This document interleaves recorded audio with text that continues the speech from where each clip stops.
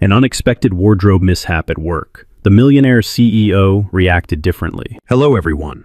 Before we begin today's story, I have a small favor to ask. Please hit subscribe and turn on the notification bell so you never miss our channel's new videos. It is quick, free, and the best way to support us in bringing you more dramatic stories like this one. Your support truly means the world to us.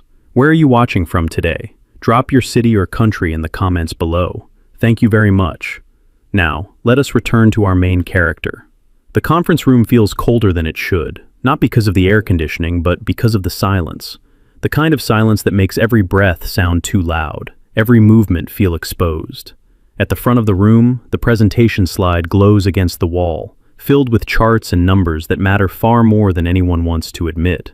She stands there with a folder pressed lightly against her chest, fingers tight around the edges. This meeting is not just another meeting for her. It is the meeting, the one that decides whether her contract will be extended or quietly allowed to expire. The one that could mean stability or another round of job applications and rejection emails. She clears her throat and begins to speak. Her voice is steady at first. She has practiced this. Late nights at her small apartment, standing in front of the bathroom mirror, rehearsing every sentence until she knows it by heart. She talks about projections, timelines, cost efficiency. She does everything right. And then, in the smallest, cruelest moment, something goes wrong. It is quick, almost invisible. A minor wardrobe mishap that happens at the worst possible time. She feels it before she fully understands it. A sudden rush of heat to her face, her heart dropping hard into her stomach. She pauses for half a second too long. Around the table, reactions ripple quietly. Someone shifts in their chair. Someone else looks down at their notes a little too fast. A few people exchange glances and then pretend nothing happened. No one says anything, but everyone notices. Her mind races. This cannot be how it ends, she thinks. Not like this. Not over something so small, so human. She forces herself to keep going, her voice slightly tighter now, her shoulders squared, as if she can physically hold her composure in place. At the far end of the table, a man sits quietly, hands folded, posture relaxed. He does not wear an expensive suit. In fact, compared to the others, he looks almost out of place. No flashy watch, no power seat, no introduction at the start of the meeting. Most people assume he is just another observer, a consultant maybe, someone who does not really matter. But his eyes are sharp. He notices everything. He sees the moment it happens. He sees the way her confidence wavers, just for a breath. He also sees how quickly she recovers, how she refuses to let embarrassment define her. And unlike the others, he does not look away out of discomfort. He does not stare either. Instead, his expression changes. While the room stays frozen in polite avoidance, he leans forward slightly, just enough to matter. When she finishes her sentence, he speaks up, his voice calm and measured. He asks a question, not about her mistake, not about her appearance, about her work. A smart question, a fair one. One that pulls the focus back to the data on the screen, back to her preparation, back to what actually matters. Heads turn, pens move. The room shifts with him. Grateful but confused, she answers, meeting his eyes for the first time. There is no judgment there, only attention. She does not know it yet, but the quiet man at the end of the table is not who everyone thinks he is. And that single, deliberate choice he just made will change far more than the direction of this meeting. The meeting does not end right away. After she answers his question, the room slowly returns to its usual rhythm. Chairs shift. Someone clears their throat. The manager at the head of the table nods and gestures for her to continue. On the surface, everything looks normal again. But beneath it, something has changed. She feels it. Her hands are steadier now. Her voice finds its pace. She finishes the presentation without another pause, without another mistake. When she finally sits down, her pulse is still racing, but there is a strange sense of relief in her chest. She made it through. As the discussion moves on, she keeps her eyes on the notes in front of her, but she is aware of him in the background, the quiet man at the end of the table. She does not look back, yet she knows he is listening. Not to the politics of the room, not to who is speaking the loudest, but to how people behave when no one expects consequences. And he is taking mental notes. The meeting wraps up 10 minutes later. People stand quickly, gathering laptops and papers, conversations already shifting to lunch plans and deadlines. No one mentions what happened.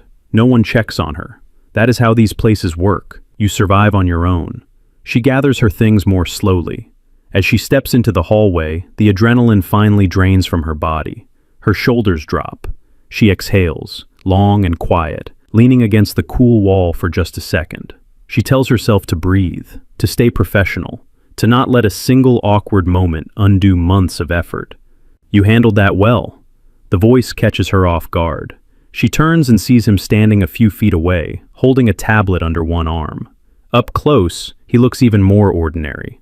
Early 40s maybe, calm eyes, no trace of the power she would later learn he holds.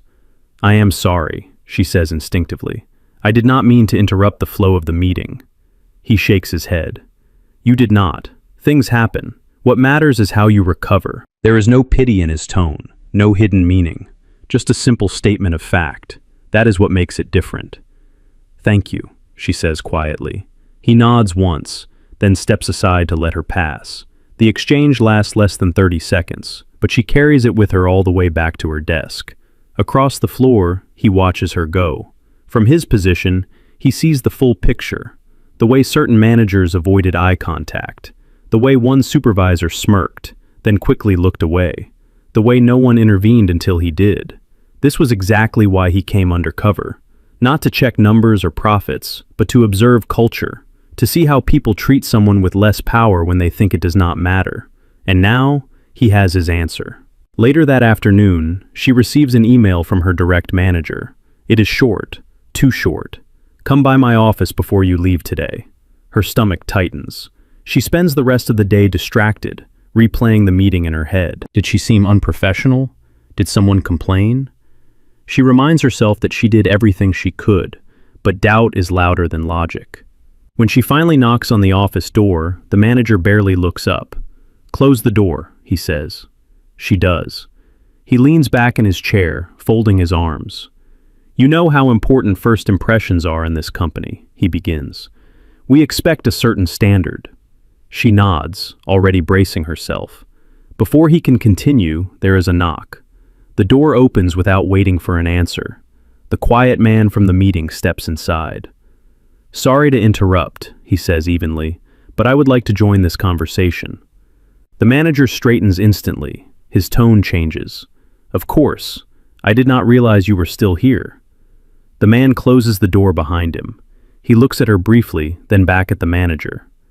"I was observing today's meeting," he says, "and I think we need to talk about standards. Specifically, how we treat people when they are vulnerable."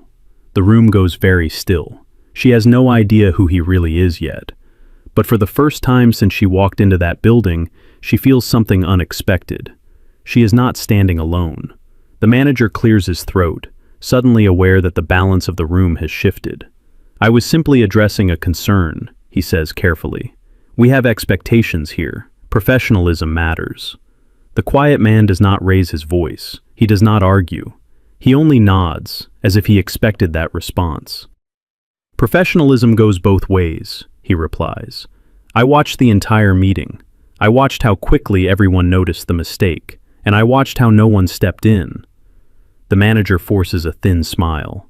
"With respect, it was not my role to interrupt." "That is interesting," the man says, "because I did interrupt, and the meeting continued just fine." The air grows heavier with each word. She stands there, hands folded in front of her, heart pounding. She does not understand why this stranger is doing this for her. She only knows that every instinct tells her to stay quiet, to not make this worse. The man turns slightly toward her. "Do you mind waiting outside for a moment?" he asks gently. She hesitates, then nods. "Of course." As she steps into the hallway and the door closes behind her, she presses her palm lightly against the wall, grounding herself. She can hear muffled voices inside the office, but not the words. She does not know what will come of this conversation. All she knows is that for the first time, someone is asking questions she was never allowed to ask herself. Inside the office, the tone changes. The manager sits straighter now, his confidence fading. "I am not sure why this is necessary," he says. "She is new, mistakes happen. We address them and move on." "That depends on how you define a mistake," the man replies. She prepared thoroughly. She delivered accurate information. She recovered under pressure. He pauses. The only mistake I saw was how quickly you were ready to frame the situation as a liability instead of an opportunity to show leadership. The manager swallows. Are you suggesting I handled it poorly? I am suggesting, the man says calmly, that how leaders act in moments like that tells me more than any quarterly report. Silence stretches between them. The man steps closer to the desk. Let me ask you something. If she had been a senior analyst instead of a contract employee, would this conversation be happening? The manager does not answer.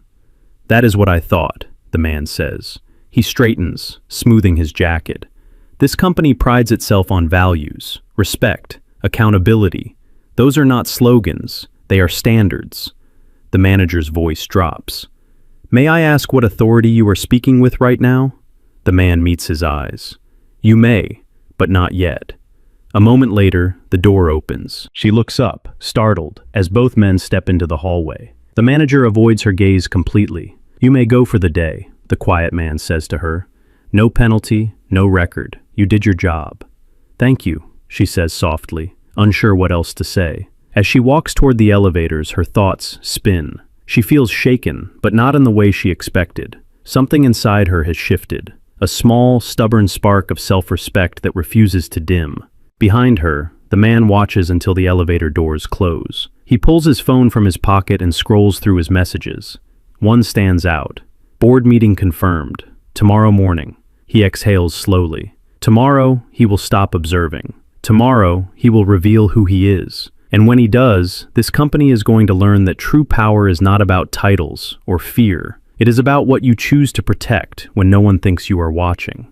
The next morning, the building feels different to her. It is subtle, but she senses it the moment she steps through the revolving doors. Conversations pause when she walks by. Not long enough to be obvious, but long enough to notice. She keeps her head down, badge swinging lightly against her blazer, reminding herself to stay focused. One day at a time, that is all she can control. Her inbox is unusually quiet. No follow-up email, no warning, no clarification. Part of her is relieved, another part is uneasy. Silence, in her experience, is rarely neutral. At 10 sharp, a company-wide calendar alert pops up on every screen. Mandatory executive meeting, main conference hall. She frowns. She has never been invited to one of these before. Contract staff usually hear about decisions days later, through filtered messages and polite summaries. She assumes this one has nothing to do with her. She is wrong. As she settles into her chair, the quiet man enters the room. This time he does not sit at the end. He walks to the front. A murmur spreads across the hall. Chairs shift, backs straighten. Senior managers glance at one another, confused and suddenly alert. The man waits patiently until the room settles, then places both hands on the table. Good morning, he says. Thank you all for being here on short notice. Her breath catches. Something in his posture is different now. Still calm, still controlled, but unmistakably authoritative. This is not the observer from yesterday. This is someone who expects to be listened to. My name is Daniel Harper, he continues. I am the founder and chief executive officer of this company. The room freezes. She feels the words hit her like a physical force. Founder, chief executive officer. Her mind flashes back to the meeting, the question he asked, the way everyone deferred without realizing why, the conversation outside the manager's office. Her heart begins to pound. I have spent the past 2 weeks attending meetings without introductions, Daniel says, sitting in the background, listening, watching, not to assess performance metrics, but to assess character. Eyes shift uncomfortably across the room. Yesterday, he continues, I witnessed a moment that revealed more about our culture than any report ever could. He pauses, letting the silence stretch. A young professional stood in front of you, prepared, capable, and under pressure. When she faced an unexpected situation, most of you chose comfort over courage. You chose silence. Her face grows warm as she realizes he is talking about her. She sinks slightly into her seat, wishing she could disappear. Daniel's gaze sweeps the room. One person tried to turn that moment into a liability. Another chose to protect dignity without spectacle. He turns, finally meeting her eyes. She holds her breath. That is the difference between authority and leadership, he says. The manager from yesterday shifts in his seat, color draining from his face. Effective immediately, Daniel continues, We will be reviewing how our leaders handle moments of vulnerability. Promotions, renewals, and contracts will reflect not just results, but values. A ripple of shock moves through the room. Daniel steps back slightly. As for you, he says, addressing her directly now, your work spoke for itself long before yesterday. You did not need saving, but you deserved support. The room is silent. After this meeting, he adds, my office will follow up with you regarding your position. She nods slowly, still trying to process what is happening. The meeting ends shortly after, but no one rushes out this time. Conversations are hushed, faces are thoughtful, some are pale. She remains seated, hands folded in her lap, heart racing. She does not know what comes next. She only knows that everything changed the moment Daniel Harper decided to stop watching and start leading. And somehow, without meaning to, she has become part of that change. After the meeting, she does not return to her desk. An assistant she has never met approaches her quietly and asks her to follow. The walk down the hallway feels unreal, like she is watching herself from a distance. Doors that were always closed now open without hesitation. People step aside. Some smile politely. Others avoid her eyes. She is led into a bright office overlooking the city. Floor-to-ceiling windows, clean lines, calm space. Daniel Harper stands near the window, hands in his pockets, watching traffic move far below. Please, have a seat, he says, turning to face her. She sits carefully, back straight, unsure what is expected of her now. The room smells faintly of coffee and polished wood. Everything about it feels deliberate.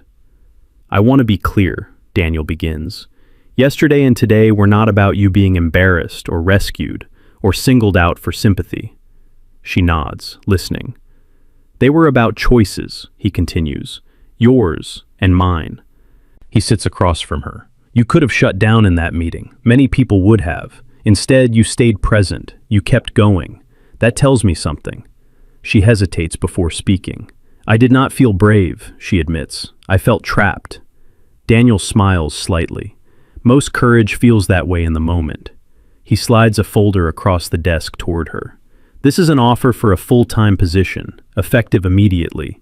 Competitive salary, benefits, and a clear growth path. Her breath catches. She does not open the folder yet. This is not a reward for yesterday, he says. It is recognition for the work you were already doing. Yesterday simply confirmed what I suspected. She finally looks down, scanning the first page.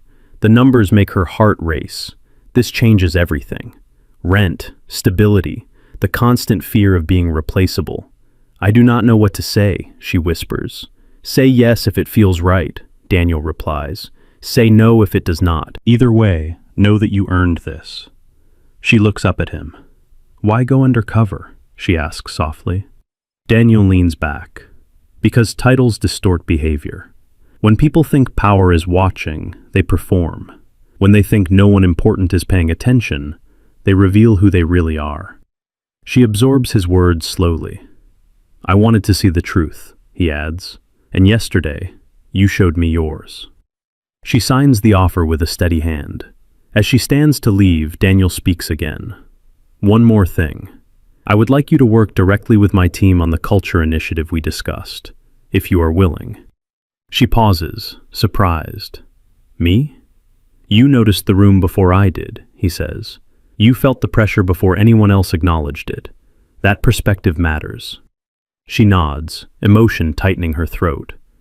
I will do my best. I know you will, he says. Later that evening, she steps out of the building into the cool air, the city glowing around her. The day has been long, overwhelming, transformative. Her phone buzzes with a message from Daniel. Dinner tomorrow, no agenda, just conversation, if you are comfortable. She smiles to herself, slipping the phone back into her bag. For the first time in a long time, she is not thinking about survival. She is thinking about possibility. And somewhere high above the city, a man who once chose to watch quietly has chosen something else entirely. Not just to lead a company, but to stand beside the woman who reminded him why he built it in the first place. Dinner happens the next evening at a quiet restaurant just off the main avenue. Nothing extravagant, no private room, no reservation under a powerful name. When she arrives, Daniel is already there, seated near the window, jacket draped over the back of his chair. He stands when he sees her, polite and unhurried, like this meeting matters for the right reasons. "I'm glad you came," he says.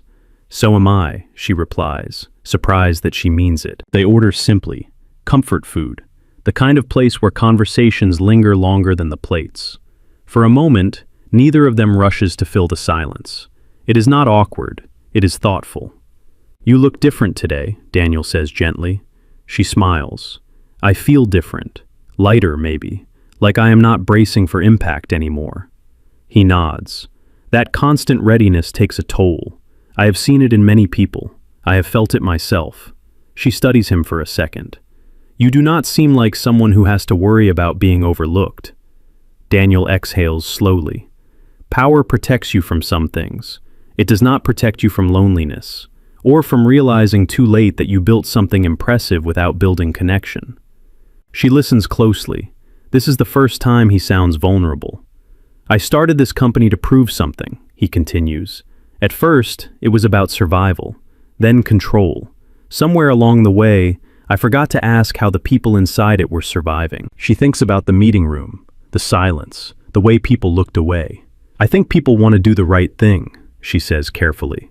"They just need to know it is safe to do so." Daniel smiles at that. "That is exactly why I asked you to be part of the culture initiative." The food arrives, and with it, an easy rhythm. They talk about her background, her first job, the way she learned to adapt quickly because she had to. He talks about his early failures, the nights he slept in his office, convincing himself exhaustion was a badge of honor. At some point, the conversation softens. "I want to be honest with you," Daniel says. "This is not a business dinner. I would not invite you if it were." She meets his eyes, steady. "I appreciate that. I also want you to know," he continues, "that there is no expectation here, no pressure, no imbalance." She considers his words, then nods. "Then I will be honest too. Yesterday changed how I see myself. Not because of the offer, because someone chose to stand beside me without needing credit." Daniel does not look away. That is how trust begins. When dinner ends, they walk outside together. The city hums around them, warm lights reflecting off the pavement.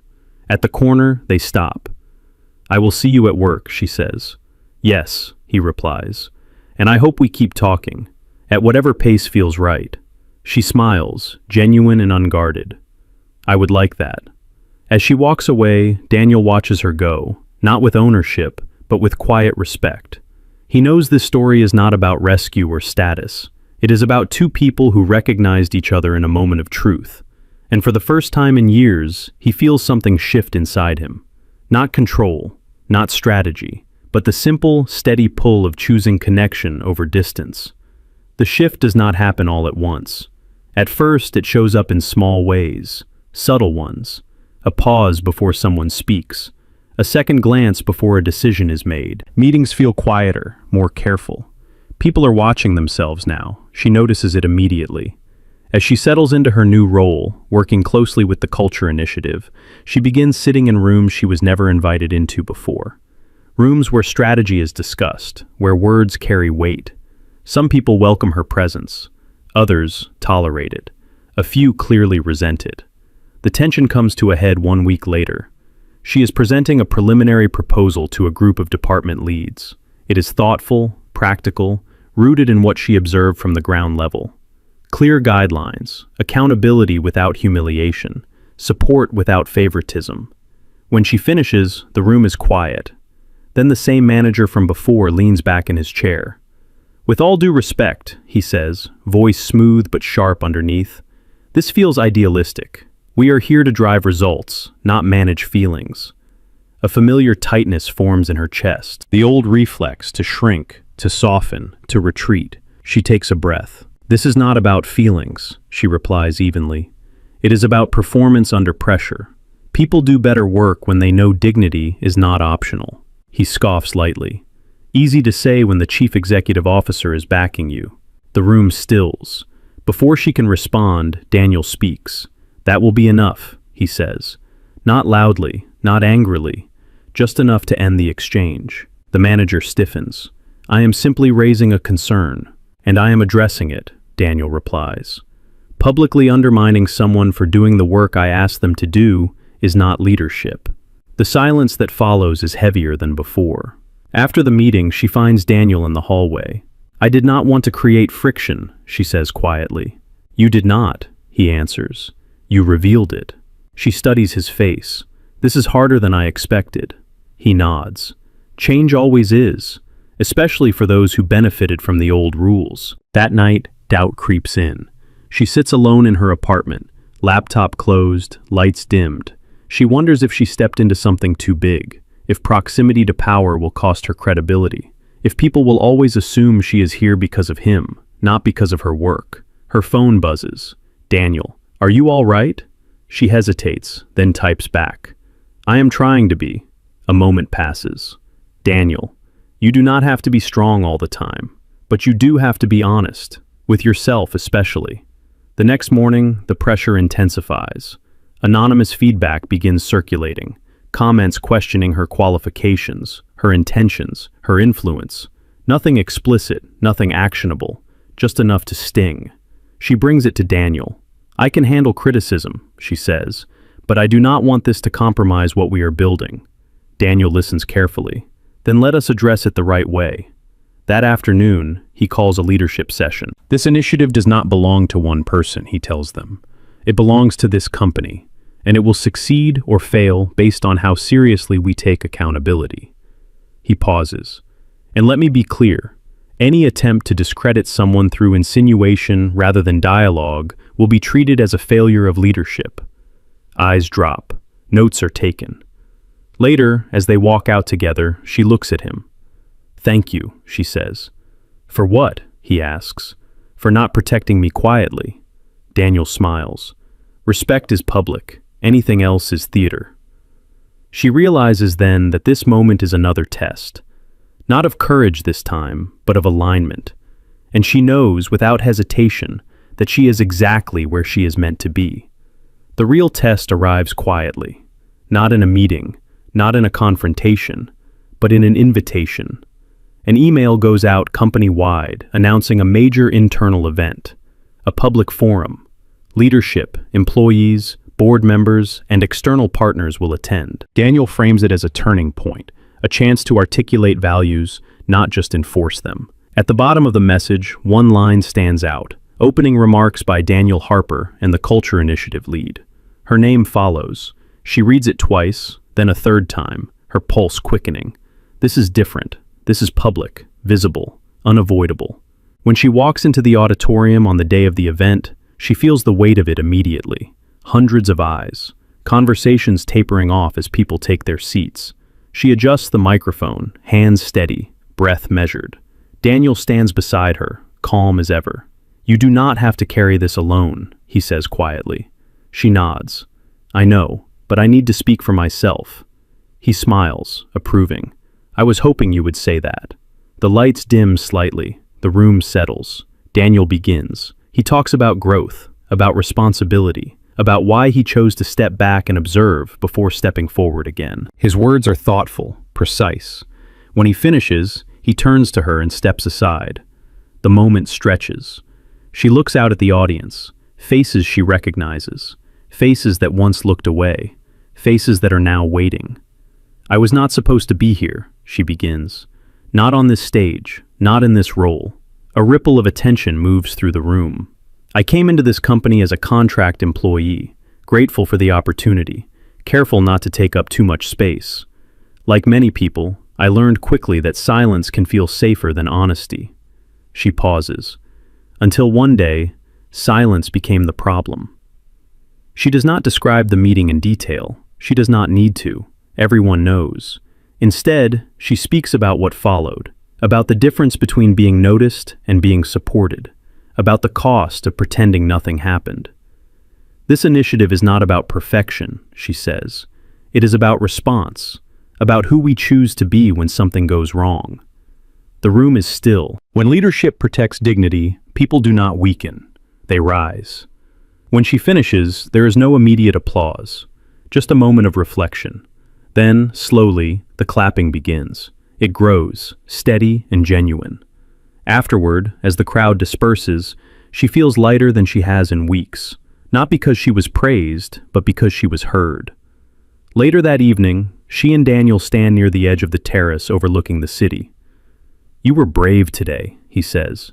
She shakes her head. "I was honest." "That is rarer," he replies. She looks at him, really looks at him. Not as a chief executive officer, not as a symbol of power, but as a man who chose to listen and then chose to act. "This is bigger than us now," she says. Daniel nods. "That is how you know it matters." For the first time, she understands the full arc of what began with a quiet question in a meeting room. It was never about a single moment. It was about what happens when someone decides that dignity is worth defending, even when it costs comfort, even when it changes everything. The weeks that follow feel quieter, but deeper. The company begins to change in ways that do not make headlines. Conversations sound different. Interruptions are fewer. When mistakes happen, people address them instead of burying them. Not perfectly, not overnight, but honestly. She notices it most in the small moments. A junior analyst speaking up without being dismissed. A manager pausing before reacting. A meeting where silence is replaced by support. Her role evolves naturally. No announcements, no spectacle. Just trust built through consistency. People come to her office to talk. Not to complain, but to understand. To ask how to do better. Daniel watches it all with quiet satisfaction. One evening, after a long day, they walk together through the nearly empty building. The city outside glows through the glass, steady and familiar now. "You changed this place," he says. She stops and turns to him. "No, you did. You just needed someone to remind you what you wanted it to stand for." Daniel considers that. Maybe. Or maybe leadership is simply recognizing the right voice when it appears. They step outside, the cool air wrapping around them. For a moment, neither speaks. "I want you to know something," she says finally. "Whatever happens between us, this work matters to me. I did not find my voice because of a title or a relationship. I found it because someone believed it was worth protecting." Daniel meets her gaze. "That is exactly why I respect you." Time passes. Their connection grows. Slowly and deliberately. No rush, no imbalance. Two people choosing honesty over assumption, presence over power. When they sit together now, it feels earned. Months later, at another company gathering, Daniel stands beside her again. But this time, no one is surprised. They see her not as an exception, but as an example. At the end of the night, as the room empties, she looks back at the place where it all began. A simple meeting room, a moment that could have been forgotten. "It is strange," she says softly, "how something so small changed everything." Daniel smiles. The smallest choices often do. They leave together, not as a rescue story, not as a fairy tale, but as something quieter and stronger. A reminder that dignity does not need an audience, that leadership is revealed in restraint, and that sometimes the most powerful reaction is not to look away, but to stand up when it counts. Thank you for watching this story. If it moved you, please subscribe to our channel and turn on notifications for more stories like this. And tell us in the comments, would you have spoken up in that room, or would you have stayed silent? Until next time, remember this: true power does not stare, it steps in.